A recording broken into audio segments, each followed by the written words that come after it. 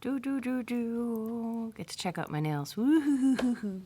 Hello. Good morning. Welcome to the Sun Dragon Sideshow. The Adventures of Liz and Rebecca. I'm off screen. Hi, I'm Rebecca. I'm the owner of Sun Dragon Art and Fiber in sunny and toasty Brevard, North Carolina. I'm Liz. I'm the minion there. Yes, she is. Okay. So, yeah, we're going to... So... I'm always like, wait, what are we doing today? I don't know. What are we doing What are today? we doing today? I have lots of things to show off. We don't have any new Dear Becky and Lizzie. We still have this letter, which I don't know if I have any other good ideas for. Mega Ranunculus, yay!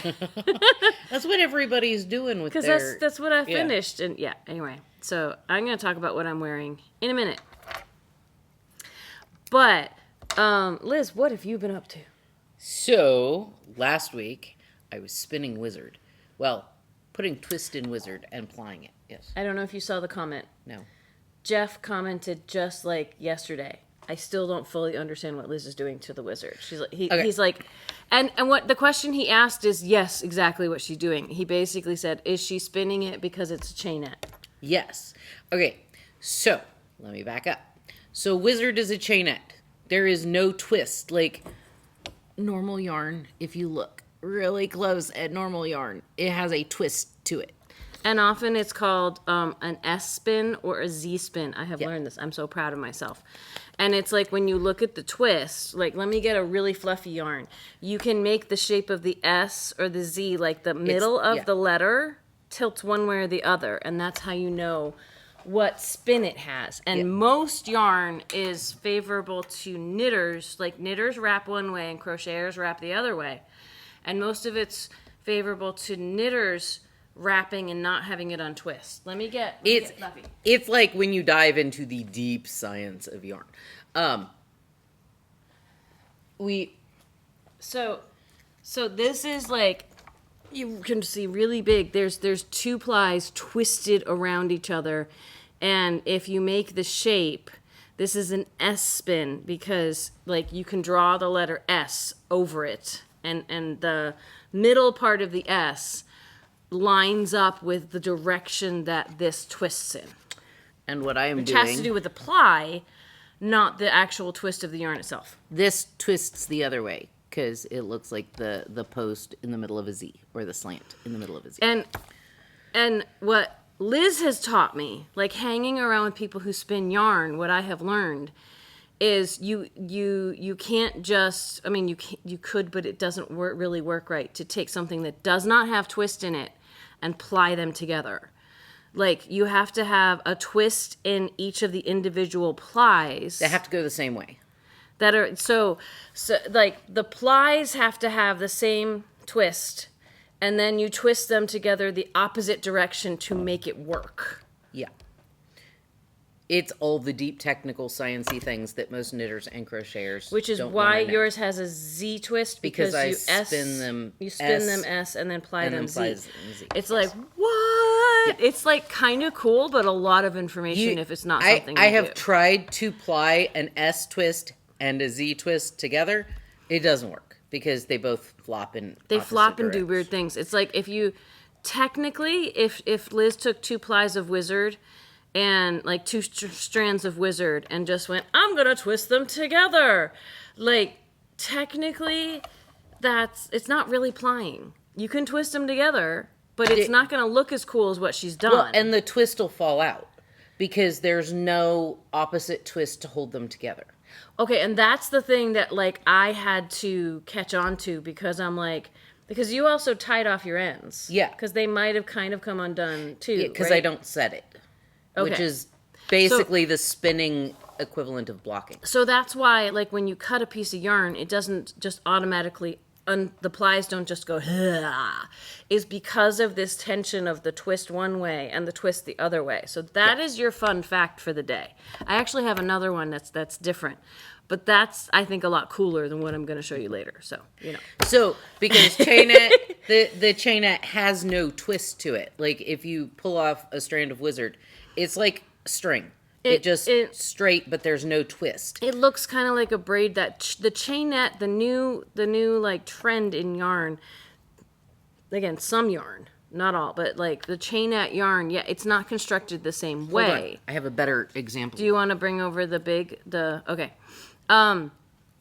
And what's cool about it is like it looks thinner, but it traps air inside, so it can be knit on the same size needles as the bigger, fluffier things that are twisted and not be as heavy. So the Mirasol Ushia is just a giant form of wizard. Of chainette. Yes. Yeah. So if you look at it, it just goes straight. There's no, like... It has things that kind of come out and go in, but it's not twisted like this. So what I was doing on my spinning wheel was twisting it like that. She was forcing it into a twist. I was forcing it into a twist so that I could ply it with itself and it would stay together. And can you show us the end results of some of those things? So this... I'm going to move this stuff out of the way. This ball here is just 2 strands, the teals and the reds, plied together. So the twist stays in place. Which is really cool. It thins it out. It thins it out a bit, but it also bulks it up because the chainette's pretty thin. It's still going to fluff and trap the air and everything. So, like, this is all the hair that I've cut so far. And so I have some chain plies, which is basically glorified crochet loops spun together. That's fun to watch. And, anyway, and then this, I took a pre-plied yarn. And she took some thinner stuff like this. Yeah. And I plied it with the wizard, so it gives it like that whole marled look. But because the pre-plied yarn was an S spin, it finished. Worked. Yes. It worked to ply it with what you had spun. Which of the wizard, the singles that I plied. had plied were S spin, so I Z plied it all together. And there's some new YouTube things that are like, can you take store-bought yarn and ply them together? And yes, you can, but you have to go the opposite direction of what they're already plied in. So, and crocheters, like, again, because the yarn is wrapped around your tool in opposite direction, Z-spin is, will work better for crocheters to not feel like it's unplying while you wrap it, because the wrap will keep, anyway. It's the whole thing. It's one of those that, like, 90% of the yarn in the shop is commercially spun with an S ply. Yeah, which means the individual strands were probably Z spun. Yeah. And then S plied. Just in case you're wondering. Can you use S plied to crochet with? Yes. Everybody's been doing it for years. Mm-hmm. Can you use Z plied to crochet with? Yes. People have been doing it. But do you mean Z plied and knit? Yes. You meant the opposite. Yeah. Okay. Yeah. So but you can notice that sometimes the plies will become untwisted. If you feel like the plies are doing something funky, like the llama blanket I'm making right now, I do feel like the plies are kind of straightening out instead of staying like bound around each other. And I can say, oh, it's because I'm crocheting and I'm wrapping it funny. So for the yarn. But it's okay. It still holds its strength and integrity because some of that bounces back when you pull it through all the loops and everything. So ultimately it doesn't.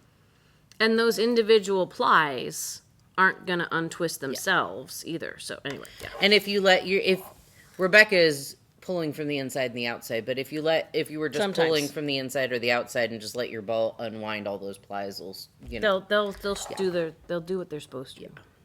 Because I'm sure they've been resting longer than you let your yarn rest. Yes, for. technically you're supposed to let yarn rest. That's how plying. Okay, so the resting helps it keep its spin. Yes. Because I was like, why does it matter? Now I kind of get that. Okay. It helps it from not kinking when you're plying. But, kink it. Yeah. No. Like it doubles back on itself and it's like little loops and whatnot. But, when you're home spinning, like my guru says 24 hours. But I found 24 hours is more like... She does like 10 minutes. I do 10 minutes. Because I'm in a hurry and yarn needs to learn. But Does yarn actually learn? I don't know. I doubt it. It's closer or it's longer than 24 hours. That like I have bobbins back there that the yarn has been sitting on them for weeks and they don't untwist because the yarn has developed the memory of that's the resting. It's like, I'm going to try an analogy here. It might not work right. But that's kind of like when you sleep, you're setting in place things you learned during the day. Yeah. So the yarn is actually like, and repetition of muscle memory for knitters and crochet. Life lessons from knit and crochet. Yeah. So, letting the yarn sit there for a while, it kind of goes, oh, let me absorb what has been done to me. Yeah. Okay. And you know, I mean, spinning the yarn is twisting it, and you know, so and like it goes yes. And then you let it sit, and it goes, maybe I like this. Yeah. Okay. Oh. It's like, and sometimes it takes longer than 10 minutes or 24 hours, and so yes, it is a life ain't nobody lesson. got time for that. In order to grow and become something else, you kind of have to sit in discomfort for a while. Life lessons. And sometimes we go, I don't like that. I'm going to sit for 10 minutes. No. So. And then tangles happen. So life lesson, bouncing back to the craft again. Uh-huh. That's why you take your time for a gauge swatch. Yes. Because, you know, you may feel like you don't have time for that, but it's worth it in the end. So, speaking of gauge swatches, Hannah, I love Hannah. She sent me a gauge swatch question last night. Yeah. And she was like... Is this going to embarrass Hannah, or is this going to be okay? It's going to be okay. Okay. The gauge, she looked at the gauge, and she was like, but I'm at 3.5 inches instead of the 4 inches with how many stitches. So she was measuring stitches rather than... See, I like doing it a different way. Go ahead. I know. And so I called her. And the 3.5, I had someone posted that on Knit and Chat, and I was like, ooh, that's a whole half inch. So I called her, and I was like, okay, how many stitches are you getting for like 1 inch? And she was like, I'm getting 5. What was she supposed to be getting? She was supposed to get 20 for 4 inches. So she's supposed to get 4. No, she was supposed to get 5. She was supposed to get 5. And then... So how was she... Hold on. And then I was like, okay, how many stitches are you getting for 2 inches? Just to double check. Mm-hmm. And she was getting 8. And I was like, okay, you're not getting 5 for an inch, but... That's why I measure in multiple places, and I don't only go by an inch, because an inch is misleading, because an inch in one spot could be different than an inch in another. And she didn't want to do magic math. Okay.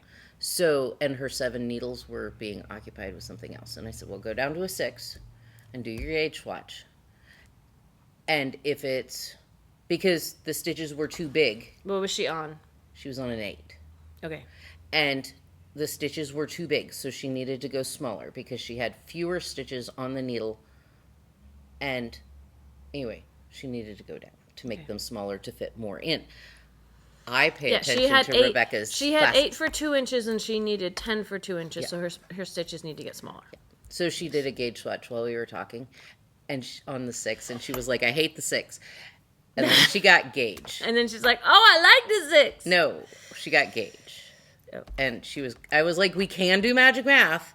And she was like, nope, it's her first time doing a gauge swatch. But she got gauge doing the gauge swatch, and so, you know, we Here's my thing about only casting on the right number of stitches, like 20 stitches, and knitting, and then measuring it. And that person who came out with 3.5 inches instead of 4, like the edge stitches called the selvage stitches usually are not up to par with the rest of your stitches. They want to curl under, even if you flatten them out.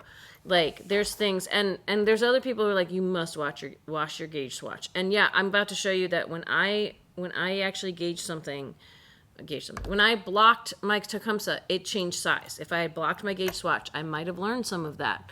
But I'm okay with some amount of that. Anyway, if you only cast on, like if it says your gauge is supposed to be 20 stitches is 4 inches, and so many rows is 4 inches, and you cast on 20 stitches and you knit away. You knit in purl rows and blah, blah, blah. Your edges aren't going to be measurable in a way that's going to make sense. So that you could be getting gauge or really close to it, and but you measure it and it's 3.5 inches instead of 4 because those edge stitches are just being weird. But it also sounds like her stitches were too big. When she said she measured in several places, which was good for the initial gauge watch. And then when she did the size 6, I'm like, okay, cast on like 25 stitches instead of the 20. Cast on a little extra. Liz listens to me. 6 years of listening to Rebecca talk about Measure gauge, in the and middle. I finally get it. I did not measure gauge for what I'm wearing, and it came out smaller than the size I picked, but that's because my stitches are smaller on a 10 with this yarn. So we can like shift to the Tecumseh if we're done with... We're done. Okay, I want to make sure I'm not stealing Liz time. We're done.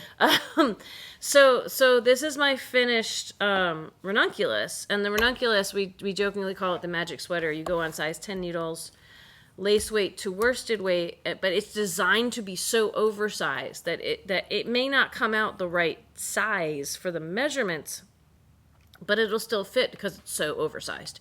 If you pick a really oversized size. It's supposed to be like 10 inches. 10 to 20 inches of positive ease. So it just floats. And this is not 10 inches of positive ease. I picked one that might be about 10 inches. I think I have about 6 or 7. It's still big and open. Big and open, yeah. The gauge on this is supposed to be 14 stitches to 4 inches. And when I finally got around to measuring, because I'm like, I'm picking an oversize anyway, I'm good. When I finally got around to measuring it, this is like the only sweater, by the way, I will make without gauge swatching first, because I don't really care what size it comes out as long as it's not too tight. And this might settle over time. I have not blocked this, but when I finally did measure what the gauge was, I'm getting 16 stitches, which means my stitches are smaller. Like more stitches fit into the same amount of space means my stitches are smaller. And 2 stitches over 4 inches will dramatically decrease the size of your finished product. And like, I've had people say, how do I make the neck tighter? And I'm like, it's designed to be open. You really have to take on yourself. Either a different cast on might lead to a tighter neckline on this, but you might need to change how many you're casting on to truly make it like a crew neck cast on if that's what you want. And that's going to change the fit of the rest of it too. So you're playing around with things that you just have to like embrace it and go for the ride and experiment. And if it doesn't fit right, then you have to figure out how to modify that. I like the bigger neckline, go along for the so ride. Instead of the 60 stitches, I cast on the 90 and I don't increase. Yes, because I like it bigger. And she's talking about things that will make sense if you have knit the pattern. Yes. So, but that won't answer someone's question of how do I make the neckline tighter. Like, I wouldn't say just don't do the increase, like, and start bigger because you like the bigger neckline. Anyway, so this is Zoe. This is the Zoe stripes that you can tell it has this ombre gentle fade stripe effect. I used 2 balls. I'm gonna get up here. And it's not super long because I decided to stop when the 2 balls were done. The first ball got me almost to sleeve separation for the size I'm doing, which was a size 6. But like I said, it came out snugger than a size 6. You had like a yard and a half left. I had it's over there, or I might have chucked it. I don't know at this point. The pattern calls for, I went about the right length. After sleeve separation. And yeah, the sleeves are big and open. If you don't want that, then you need to add edging to your sleeves and not do the short sleeve bind off on this. Because the short sleeve bind, like, you just bind off at sleeve separation. And I have videos for all of it, right? But that does leave to big armholes. This is not as big as the armholes on the other cotton Ranunculus I've made. I think I picked a different size. And my gauge is different because even you're not magically going to get gauge, I think. Different fibers, different seasons of life. With different thicknesses on a size 10. Like she says, lace weight to worsted weight, use a size 10 needle. Da-da! But that doesn't mean every single one's going to come out the same size. Like, I'm talking to, shout out to Amy. She's making one with a coral version of this. And she's like, I like the size you made. And I said, that's great. I don't know if we knit the same on a size 10 needle. But, go with it and see what happens. because everybody knits differently. Even the knitters who say, I hit gauge every time, it's awesome. I'm like, I say, that's wonderful. You might come across, just a heads up, you might come across a pattern writer in the future who has a different gauge than the traditional gauge range. And there still might be patterns out there you're not going to hit gauge on. And that doesn't mean there's something wrong with you as a knitter. That means the pattern writer has a different gauge than you do. And they use their gauge to write the pattern instead of a general gauge for the yarn. So I'm super happy with this. To go back to this, she's got a different length for different sizes. Back when I made my first ranunculus, there was one size with bust accommodations. And now it's been rewritten for all different sizes, both bigger and smaller than the original pattern, which is awesome. So this size 6 was like, go 7 inches from sleeve separation and then do 3.5 inches of ribbing. You might notice that is not 3.5 inches of ribbing. I started my ribbing after I might have been a little shy of 7 inches. And then when it looked like I was going to run out of yarn with my second ball, I bound off. And I had a yard left. And so I guessed right on, so I only have about 1 inch of ribbing here, but I really like the fit and it's summery. Zoe is a cotton and linen blend. I use 2 balls. Now, if you pick a bigger size or a smaller size, 2 balls is going to come out to a different length. And maybe a different, like I could have done sleeve stuff. I could have used a 3rd ball and gone longer and had some sleeves on this, but I kind of like just having it as like an outer shell. So and here's the other thing is I haven't blocked it yet. I did a lot of blocking this weekend, but I haven't blocked it yet because I wanted to, I have this tradition now of showing y'all, hey, I just finished and my ends are woven in, but this is not blocked. Now, and we've done other videos on like what blocking can entail. I prefer wet blocking. So I am intrigued to see what will happen with this. It might settle, it might get longer. It might not because it's a plant fiber. And so I will report back to y'all on, like I've been trying to take pictures. I did that with the Tecumseh. I will report back to y'all next week if I'm able to block it this weekend. It took me 2 weeks to block the Tecumseh. So you can see visually if you see a difference in blocking this or not. A lot of my ranunculi I don't block, but I am intrigued to see what will happen after blocking my Tecumseh. So, to switch to my Tecumseh, this had been on the needles for 1.5 years, right? And I finally finished it, and that's the back. Okay, short rows. There's more material in the back, more blue in the back than in the front.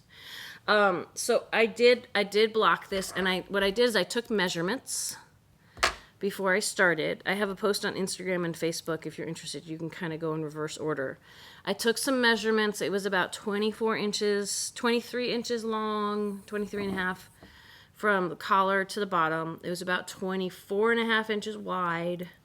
And the sleeves were about, I don't remember, it was another 20 something from the collar down, not sleeve separation. That's shorter. And I soaked it. I actually ended up forgetting it was soaking because that's how this weekend went. I forgot a lot of things were soaking, and literally, like, my brain did not even go, hey, by the way, hey, you should go check something in the kitchen. It was like, oh crap, because I got watching some stuff on TV or doing other things. I'm pretty sure I flipped this like once, but I'm pretty sure it was in there for at least an hour, if not an hour and a half soaking. And what I was worried about with these colors, because what happened with my Harriet Fine, because I forgot about that one too, is some of the Grello, the brighter colors, ran a little bit. Like some of the white on my Dingley Dell with Harriet Fine is a little bit green now, but that's okay. Yeah, those are my leftovers from my 4th ball of blue. And my first balls of these 2, those are my leftovers. And those are the colors before blocking. So you can see how even letting it soak for 2 hours, the colors are pretty solid. I was worried the red was going to run. So I used, this is my other, like, here, let's learn something. We talked about this before. I was like, let's bring it in. I use the Shout color catchers. They're meant to go like in the laundry to catch, but you can use them when you're soaking, when you're blocking. When you're using a a basin to soak stuff in. And this is one straight out of the package. They feel like paper. And I've been throwing one in with, because I block in lukewarm to like, or like room temperature to cold water. I don't really use hot water. If you're using warmer water, like these might help even more. But this is one that that has not been used. And this is the one from leaving this soaking for an hour and a half. And when it was wet, I could really tell. But can you see? It has the slightest blue hint. It was kind of it wasn't a dark blue, but you can see that like this absorbed some of the blue color because the water was blue, like not like intensely blue, but it was like, and I was kind of like, ooh, the water's blue. Like I hope this did its job. And I think these colors are pretty close. Like they might be a little bluer than the originals, but I think they're pretty close to the original colors. Close. So this did its job. I just wanted to show you that. It's not like I can show you a color catcher with bright red on it or something, but it helped gather some of the dye out of the water so it wouldn't go back into the garment I was soaking. I didn't use them when I washed my happy socks this weekend. I've been wearing them. I didn't like officially block them, but I washed them with some wool wash. The water was kind of pink. But the colors are so super saturated in my happy socks. They're hand dyed I didn't use a color catcher. I can't show you if it caught any colors. But so all that being said, let me show you how my Tecumseh fits now. When I laid it out to block it, I had to kind of squish it back in a little bit, like it just gently laying it out. I did not pull and pin it. I gently laid it out on the blocking pads, and it was at least an inch or two longer. And I kind of tried to squish it back into shape because I didn't want it to grow too much. And it did grow, but it also settled. So I'm okay with that. And this is another one of those kind of slightly oversized things. So trying to get this on. And I put pictures up on Instagram and Facebook to be like, which one do you like better? Like, I don't know if you all remember from before. The sleeves were a little more balloony. They still do balloon, but they're not as like... They relax nicely. Everything relaxed a little bit. And I had people who both liked it before and after. Like, they liked it being a little shorter. Like, my little feather shields have elongated just a little bit. But the relaxing of it, like the fit, the drape is nicer on this. Even though it grew a little, I'm not unhappy with that. Like, I like the way it fits now. The other thing is, before it grew a little bit, you were like, I could wear it with pants. It'd be a close call. But now it's just it's definitely over my pooch. Yeah, it's just that little bit relaxed. And yeah, it might be a little bigger, but the fabric is softer now. So even if it's not as small as it was before, like the color work lays flatter. Like everything kind of like, I like this better, but I could have not blocked it and been very happy with it, you know? So this is my Tecumseh blocked. I'm still super happy with it and super excited. And it looks awesome. It's too hot to wear this for more than on film right now. But so we'll see what happens with the cotton linen and if the drape gets better on that too. So the last thing I wanted to show off, there's some other stuff, but the last thing I definitely wanted to show off before, like I might also show you the crochet blanket before we go. But speaking of blocking, I used knit like sock blockers for the first time. And they've just been sitting on here because I don't know if you all remember at the very end of last week, I was like, oh, look, I finished my socks, yay! And they were puckery, and I could barely squeeze them on my feet because the color work here is tight. So I decided to take them home and do official blocking. And like everything puckered funny, but you know, once you get them on your feet, they looked awesome.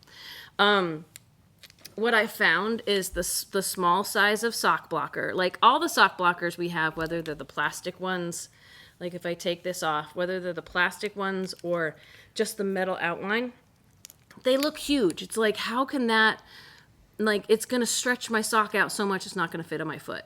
Let me tell you, when I soaked these and spun them out in the washing machine, just spin cycle only, and slid them onto this thing, and this is a small size, then I looked at the label, right? I was like, oh, these go on like these, if anything, they're a little loose on here. What? And the small one, I think we only have small and large in the shop. Like we're low on sock blockers right now. Oddly, like we've had them forever and then we started selling them. The small one is for sizes 5 to 7, like women's US sizes. And I'm a 7. And I knit for my foot. And it's like a 7.5 to the next is a medium. And so I'm like right in between. Like this hopefully made it a better fit. But I don't know. I'm about to try them on right now for you all. What this did do, what I can definitely say is this is laying, the color work is laying flatter.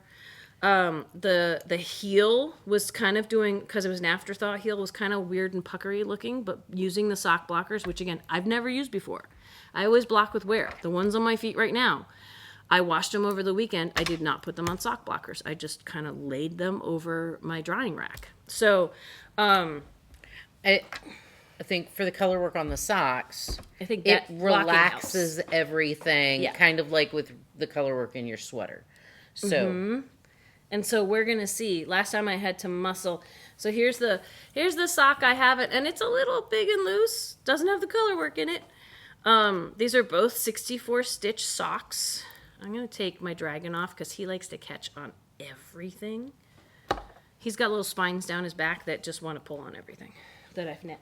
I can't quite hold my foot up to show you how this is going because my legs don't really move like that, but this is already easier to slide on. I'm still caught a little bit there, just showing you, but it's going on a little bit better than before I blocked them. Color work makes things tight. So, ooh, okay, gotta move these. that was a little faster than... That was a little faster than before, and I have these super long nails, which make it harder. So that's actually a good thing. The color work still along the top of my foot. You almost can't see the pattern anymore because it's a little tight there, but that's okay. But look, I've got white squirrel socks, and they fit my foot. They actually They're fit my foot gorgeous. really well. I want to tickle So your foot. don't tickle my foot. I'm really, really excited to have these.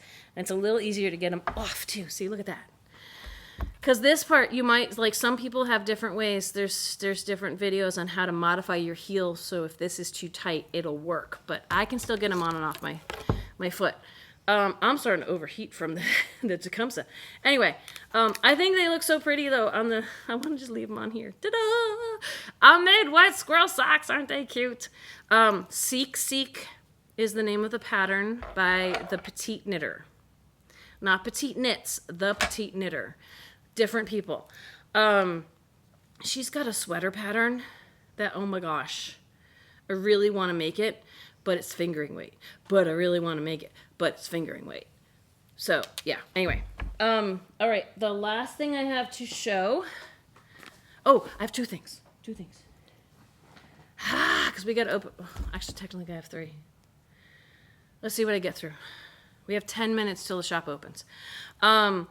So first thing, since these were done, it reminded me, I don't have the one I made a long time ago here. That's over there, and I'm not going to run over and get it. It reminded me, so here's another first. I had done a sock. This is called Herding Cats. I'd done one sock with double points in like a day last year. But I never made the second one. So I'm trying color work on a 9-inch circular. And so far, I don't hate it. I like it. It's a little fiddly. I'm not trying to do it in a day. But I do like how the color work's coming out. Like, things got fuzzy on my other needles. I was using the Prims, and I don't know if it's the Prims or the yarn or what. Same yarn. I feel like it's not as fuzzy. We'll see what happens when I get to, like, the heel and stuff. But this is Herding Cats. And I'm using Cascade Heritage Solid and Heritage Wave. Okay. Since I finished some projects, I had to make progress on other projects. the yarn's all tangled now, but it wasn't tangled when I did morning meditation. I have all these strands of yarn coming off of this blanket. Can you help me by holding? You gotta stand up, Liz. It's trying. a big blanket. So this is, can you see? I gotta hold the middle part up. This is my corner to corner llama blanket, and his little bum tail there is there, and I've started on his saddle and his front feet. It's worked on a diagonal, and I have different yarns. Instead of bobbins, I'm using whole skeins of yarn because ain't nobody got time for that. But it's coming out really well, and it's really exciting to get to the color work on the saddle. It's really fun. So I'm knitting with Cascade 220. We're going to have in-person class on the special stuff with Corner to Corner. It's like a level 2 corner to corner class on July 6th and a virtual one on July 7th. If you want to learn how to do stuff like that, if you're already familiar with Corner to Corner. The last thing I want to show off, I spent more time on the other stuff, is how rainbow cakes from Queensland. It is a cotton fingering weight. Well, it's sport weight, but kind of fingering weight. 100% cotton. My ball wants to dissolve. And it alternates between a background color, kind of, like mine's coral, and rainbow. And I'm making the Trillium Lake top. I'm not quite to sleeve separation. I'm hoping I get to the yellow before sleeve separation. Trillium Lake by Kay Hopkins is just a nice little top-down, little bit of lace work at the top. It's kind of like the lace work on my Ranunculus, but look how the colors are striping. It's really fun. That was another gauge swatch that you had to actually go up needle sizes Yes, instead of... because it's written for sport weight, but this is a thin sport weight. A cotton sport weight is going to behave differently than a wool one, than an acrylic one, than a, fill in the blank. It's supposed to be on a size 4. I'm on a size 6 to get gauge. So we'll see at sleeve separation if that testing and changing needle sizes was worth it. I think it will be. So the Queensland rainbow cakes are in the online shop, and we have some beautiful background colors with that same rainbow. I think it's really pretty. But I think that's all. And I'm here with one shoe on and one shoe off, and we need to go open the shop. Yes. So we're at just about 1,000. I think we're at 925. Ooh. We're like 75 subscribers away from giving you a YouTube only sale. So if you haven't subscribed yet, please consider subscribing. Like, subscribe, ring the bell, all the fun stuff. If we're still figuring out, we have to reschedule potentially our next Sunday virtual sit and stitch because I have so many Sunday virtual classes going on. I'm still pinning that down. If you want to take our sock seminar, it's 4 dates on Sundays, and it starts June 30th. Check that out in our online shop because we'd love to have a few more people sign up to make it a big herdy class. But that starts at the end of the month. So if you want to take the virtual sock class, if you want to take the in-person sock class, we have like one more spot left. We have unlimited spots left online, and we'd love to get some more people to sign up for the sock series. It's 4 classes, $25 a session. So, yeah. I think we gotta go. I will say, if there's a class listed online that nobody or just one person signs up for, we may have to cancel. We may have to like cancel. The one this Sunday on Corner to Corner Basics, we did not have enough people sign up to make it a worthwhile class. I feel like I'm starting to sweat in this thing. Whew, No, which it's is hot in here. Summer. Happy summer. Okay, we will talk to y'all later. And maybe see you on Tuesday, virtual sit and stitch. That's always from 7 to 8 p.m. I'm always worried I'm going to say the wrong time. U.S. Eastern Time, and you get into Zoom. Go to the Zoom app or click the link off of Facebook. But once you're in the Zoom app, the meeting code to enter is our shop phone number, which is 828-877-3550. awesome. Okay, we'll see you later. Bye.